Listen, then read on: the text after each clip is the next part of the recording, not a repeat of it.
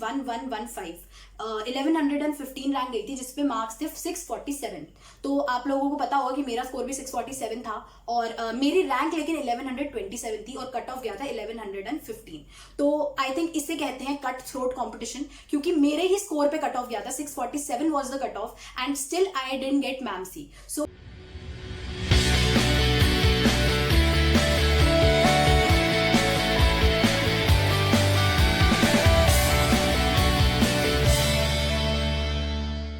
हाय guys, so आज हम discuss करेंगे कि क्या cut off, expected cut off हो सकती है दिल्ली के कॉलेजेस के लिए, और उसके अंदर भी मैं आपको ऑल इंडिया कोटा की बताऊंगी कि ऑल इंडिया कोटा की क्या कट ऑफ पिछले साल थी 2019 में, किस रैंक पे कौन सा कॉलेज बंद हुआ था, और साथ में स्टेट के लिए जो स्टेट 85% सीट्स जो होती हैं वो स्टेट के लिए रिजर्व होती हैं, उसके लिए क्या क्या कट ऑफ आपकी गई थी कैटेगरी वाइज। ठीक है, तो सबसे पहले हम लोग, आपको ये जानना बहुत ज्यादा जरूरी है कि दिल्ली में दिल्ली यूनिवर्सिटी है और इंद्रप्रस्थ यूनिवर्सिटी, दो यूनिवर्सिटी है और उसमें अलग अलग कॉलेजेस हैं। तो दिल्ली यूनिवर्सिटी की जो काउंसलिंग होती है वो होती है, जो अभी एमसीसी की आपकी काउंसलिंग होगी, ऑल इंडिया काउंसलिंग होगी, उसके साथ आपकी दिल्ली यूनिवर्सिटी की काउंसलिंग हो जाती है। और आईपीयू के अंदर क्या होता है कि आईपीयू में पहले क्या होता था कि 2018 तक जो सारे कॉलेजेस थे उनकी ऑफलाइन काउंसलिंग हुआ करती थी, लेकिन 2019 से क्या हुआ है कि वीएमएमसी और आरएमएल दो जो कॉलेजेस हैं इनकी काउंसलिंग भी ऑल इंडिया वालों के साथ ही होने लग गई है। तो पहले हम लोग बात करेंगे डीयू की, दिल्ली डीयू कोई कॉलेजेस जितने उनकी बात करेंगे, उसके बाद में आईपीयू के बारे में आपको बताऊंगी कि कैसे ऑफलाइन काउंसलिंग होती है, क्या होता है, और कट ऑफ भी आपको बताऊंगी। तो चलिए फिर स्टार्ट करते हैं। सबसे पहले बात करेंगे मैमसी, मौलाना आजाद मेडिकल कॉलेज। तो उसके अंदर ऑल इंडिया जो कोटा होता है उसकी जो रैंक गई थी लास्ट ईयर 2019 में वो 32 रैंक गई थी, और वो आप एक्सपेक्ट कर सकते हो 680 प्लस के मार्क्स थे उस पे। तो इस साल क्या होगा कि इस साल एक्सपेक्टेड है कि कट ऑफ थोड़ी हाई जाएगी, लेकिन आप ये मान सकते हो कि जो स्टार्टिंग के ऑल इंडिया कोटा वाले जो रैंक्स थी वो कहीं ना कहीं पीछे जा सकती हैं, क्योंकि इस साल नीट की रैंक से ही एम्स और जिपमर वाले जो बच्चे हैं वो एम्स और जिपमर चूज करेंगे। तो स्टार्टिंग के जो बच्चे हैं वो एक्सपेक्टेड है बहुत ज्यादा कि एम्स और जिपमर ले लेंगे, तो इसलिए जो मौलाना आजाद और दिल्ली की कॉलेजेस हैं जिनकी कट ऑफ बहुत हाई जाती थी वो इस साल पीछे जा सकती है। तो उसके बाद हम बात करते हैं, ये ऑल इंडिया कोटा के लिए हो गया, जनरल के लिए। उसके बाद दिल्ली स्टेट में अगर आप जनरल कैटेगरी में हो तो आपकी 1115 रैंक गई थी, जिसपे मार्क्स थे 647।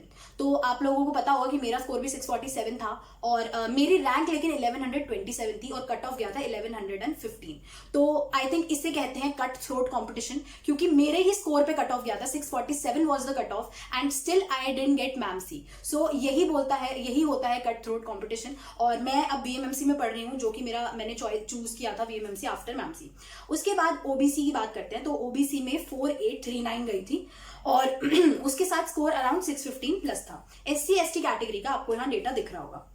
सेकंड पे हम बात करते हैं यूसीएमएस की बात करते हैं। दिल्ली के अंडर, डीयू के अंदर जो कॉलेज आता है यूसीएमएस, उसके अंदर ऑल इंडिया कोटा के लिए जो रैंक गई थी ऑल इंडिया कोटा से, दैट वाज 171 फॉर जनरल, जिसपे आपका स्कोर अराउंड 670 के अराउंड था। उसके बाद अगर हम डीयू स्टेट की बात करें जिसमें 85% सीट्स हैं, तो जनरल में 2748 रैंक गई थी, 630 अराउंड का स्कोर होना चाहिए, जहां पे ओबीसी में 9375 और साथ में एससी एसटी का आपको यहाँ पे दिख रहा होगा। उसके बाद बात करते हैं एलएचएमसी की। तो एलएचएमसी क्योंकि ये गर्ल्स मेडिकल कॉलेज है, तो वहां पे क्या होता है कि क्योंकि लड़के तो ले नहीं सकते हैं वो स्टार्टिंग की सीट्स, तो जो कट ऑफ है वो थोड़ा पीछे चला जाता है, क्योंकि लड़कियां थोड़ा पीछे तक, मतलब पीछे वाली रैंक्स को भी मिल जाता है वहां पे एडमिशन। तो जो ऑल इंडिया कोटा से जो रैंक गई थी दैट वाज 489 और वो मार्क्स थे अराउंड 650 अराउंड के आपके मार्क्स थे उस रैंक पे। ठीक है, उसके बाद हम बात करते हैं डीयू जनरल की। तो डीयू जनरल में जो रैंक आई थी दैट वाज 5228 एंड 5228 पे अराउंड आप समझ लो कि 620 प्लस का स्कोर आपका होना चाहिए। और स्टेट के लिए बाकी जो ओबीसी के लिए 17,426 तक रैंक गई थी। फिर एससी एसटी का आपको यहाँ पे डेटा दिख रहा होगा। तो एक्सपेक्ट कर सकते हो कि 5 से 10 नंबर यहाँ पे राइज हो सकते हैं अदर दैन ऑल इंडिया, क्योंकि ऑल इंडिया में मेरे को ऐसा लग रहा है कि कहीं ना कहीं थोड़ी रैंक्स पीछे चली जाएंगी इस साल। उसके बाद बात करते हैं कि वीएमएमसी की बात करते हैं, जो कि आईपी के अंडर आता है। तो अब क्या है कि वीएमएमसी और आरएमएल की जो काउंसलिंग होगी वो आपकी ऑल इंडिया के साथ होगी, लेकिन अगर आपको बाकी मेडिकल कॉलेज जैसे बीएससी हो गया, एनडीएमसी हो गया, इनके लिए अगर आपको अप्लाई करना है फॉर स्टेट, तो आपको एक जीजीएस आईपीयू की वेबसाइट होती है, उस पर आपको नीट से पहले ही रजिस्टर करना पड़ता है। तो वो ऑफलाइन के थ्रू काउंसलिंग होती है और आपको ऑफलाइन वहां जाके आपका एडमिशन होता है। तो वो 2-3 कॉलेजेस के लिए है, तो वो आपको पहले ही करना पड़ेगा। अगर आप लेना चाहते हो तो उसमें आपको पहले आपने कर दिया होगा।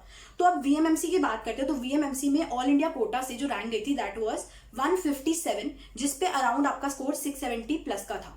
ठीक है, तो ऑल इंडिया कोटा से इतनी रैंक गई थी। और उसके बाद हम दिल्ली कोटा की बात करते हैं, तो दिल्ली कोटा में जनरल के लिए 1731 यानी कि अराउंड 640 नंबर थे, 640 मार्क्स थे, इतना कट ऑफ गया था। ओबीसी के लिए 6747 रैंक यानी कि 600 अराउंड नंबर थे, 602 605 के अराउंड थे।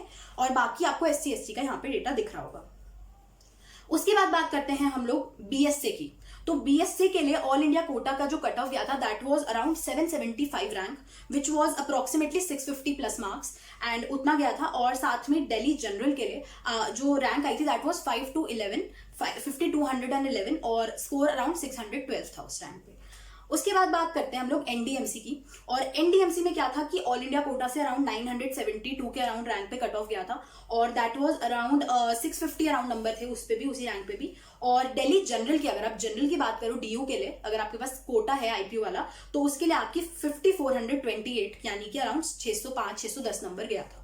तो ये आपको मतलब बहुत क्लियर होना चाहिए कि दिल्ली के लिए क्या होता है कि अगर आप जनरल हो और आपकी मतलब आपके पास स्टेट कोटा भी है तो भी अराउंड 5.5 मतलब ऐसे 5500 के अराउंड तक आपको मिल जाता है कॉलेज। उसके बाद मुश्किल होता है थोड़ा मिलना, तो वो डिपेंड करेगा कि इस साल क्या कट ऑफ जाती है और कितनी रैंक्स पे कितने मार्क्स आते हैं। तो आई थिंक सबसे ज्यादा अच्छा तरीका ये जज करने का, एक्सपेक्ट करने का कि कितनी कट ऑफ जाएगी, दैट इज कि आप रैंक से थोड़ा जज करो, क्योंकि रैंक जो है वो आपको बिल्कुल एक प्रिसाइज रैंक दी जा रही है।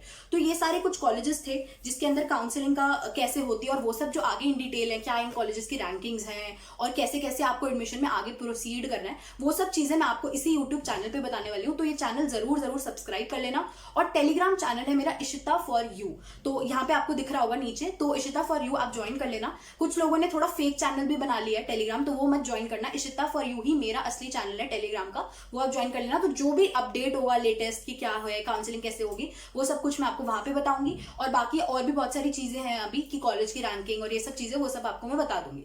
सो ये चैनल जरूर सब्सक्राइब कर लो। और बाकी जो स्टेट्स है मैं उन पे मैं वर्क कर रही हूँ अभी, उन स्टेट्स के कट ऑफ निकालने के लिए। मैं चाहती हूँ कि मैं बहुत कुछ गलत इन्फॉर्मेशन आपको ना दूं, तो इसलिए मुझे थोड़ा टाइम लग रहा है, तो मैं बाकी स्टेट्स का भी कट ऑफ आपको बहुत जल्द बता दूंगी। सो सी यू गाइज।